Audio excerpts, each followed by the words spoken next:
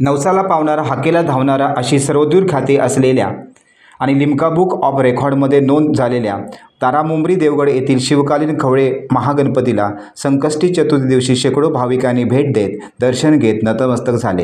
हे दर्शन घेतानाच उपस्थित गणेश भक्तांनी मनोभावे साकडे घातले।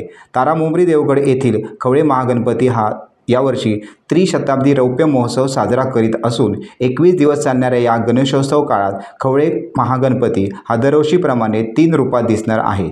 ही आणखी एक खवळे महागणपतीची खासियत आहे। खवळे कुटुंबियांचा हा गणपती एखाद्या मूर्तिकाराकडून बनवून न घेता स्वतः घरातील माणसे तयार करतात।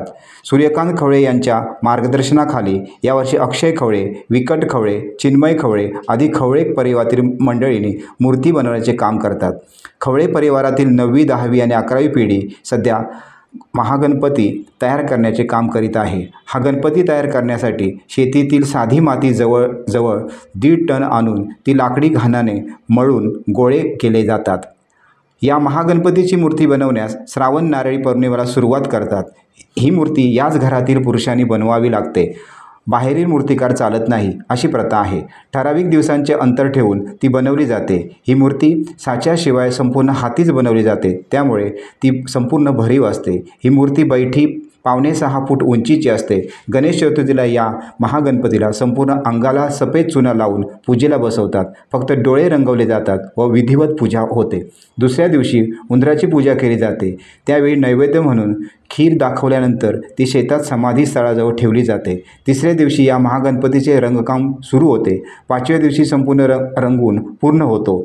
संपूर्ण अंगाला लाल रंग, चंदेरी अंगरका, पिवळे पितांबर, 1.5 फूट सोनेरी मुकुट, त्यावर 5 फणी नाग, मागे गोल कागदी पंखा, हातावर शेला अशी विलोभनीय मूर्ती असते। नंतर 17व्या, 11व्या, 15व्या, 17व्या व 19व्या दिवसापर्यंत सतत रंगकाम सुरूच असते। अशा प्रकारे 21 दिवसात 3 रूपात दिसणारा हा गणपती आहे।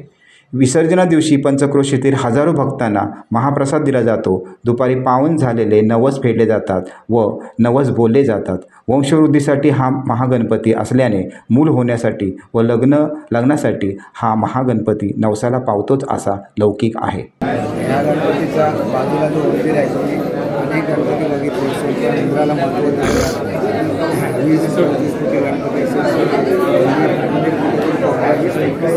हा गणपती अपवाद आहे। त्या गणपतीच्या बाजूला इंद्रासाठी स्पेशल पाठ ठेवून तिथे मंदिर बनवलं। 2 माणसं हा विसर्जन आणि नाचवत वाजवत डोक्यावर घेऊन नेला जातो। ज्यावेळी पाण्यात विसर्जन करायचं असतं त्यावेळी प्रथम हा उंदीर पाण्यात जातो। उंदीर जाऊन पाण्यामध्ये खड्डे आहेत का, कुठे कसं पाणी आहे, कारण खाडीमध्ये अनेक खड्डे पडत असतात, ते बघून मग तो येतो आणि त्याप्रमाणे गणपती जातो। म्हणजे खरं वाटाड्याचं काम हा उंदीर करतो, याची स्पेशलिटी आहे। 1701ला बसवला गेला, त्यावेळी हा गणपती 17 दिवस बसवला गेला होता।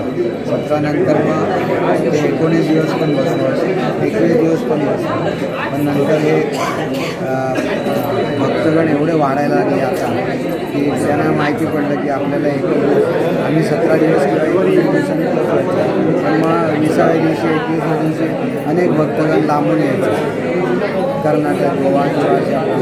म्हणून आम्ही काय केलं की 21 दिवसाचं फिक्स केलं की यापुढे हा गणपती 21 दिवसच राहील आणि त्याप्रमाणे हा 21 दिवस चालवतो।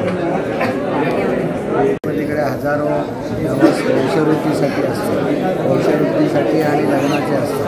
त्याचप्रमाणे आता वेगवेगळे नवस केले जातात, पण हे मुख्य नवस असतात आणि विशेषतः मुलं घेऊन यावेळी पण या आता 11-12 दिवस आहे, समजा जवळजवळ 20-25 नवीन मुलं या ठिकाणी नवसाची आणली गेली। टाइम्स डिजिटलला लाईक करा, शेअर करा, सबस्क्राईब करा आणि बेल आयकॉन दाबायला विसरू नका। Times digital.